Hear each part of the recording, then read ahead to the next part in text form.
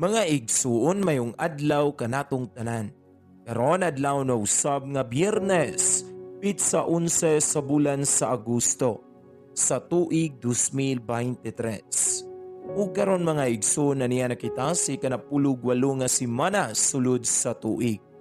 Sa ngalan samahan, sa Anak ug sa Espiritu Santo. Amen. Ang Ebanghelyo kinutlo gikan sa basahon sumala ni San Mateo, Kapitulo 16, versikulo 24 ngadto sa 28. Unya mingon sa Jesus sa iyang mga tinunan, ang buot mahimong akong tinunan, inahanglan nga hikalimtan niya ang iyang kaugalingon, pasano niya ang iyang krus ug musunod siya kanako.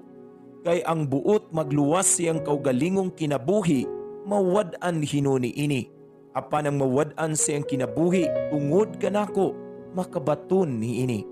May makuha ba ang tao kung maangkon niya ang tibuok kalibutan apan kawad-an siya sa iyang kinabuhi? Wala gayod.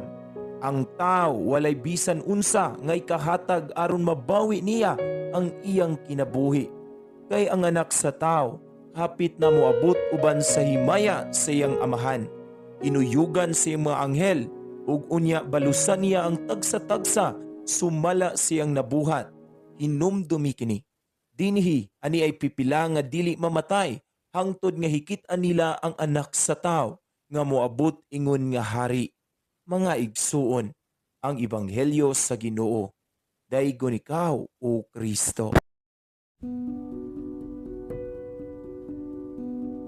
Langit nung Amahan, salamat nining matahom nga adlaw. Salamat sa paghatag kanako sa laing higayon nga makakita pagbalik sa pagsubang sa adlaw. Salamat sa imong paghigugma kanako, bisan pa ug ako makasasala. Pasaylua ako sa tanan nakong mga sala, bisan usahay di nako makamatikod nga nakalapas ug supak na di ako sa imong kabubuton. Sa pagsugod nako karong adlaw, nagampo ako alang sa imong giya ug proteksyon, nga malayo ako sa tanang kadaot, giyahi ako sa dalan nga matarong, ug tudloy ako sa hustong buhaton, nga sigo sa imong kabubuton. Himuang ang akong mga pulong ug ang akong mga lihok, mo'y makadala og kadungganan sa imong balaang ngalan. Salamat Ginoo sa imong gihatag ug gitubag nga mga pag-ampo, pinaagi na Jesu Kristo ako nagampo. Amen.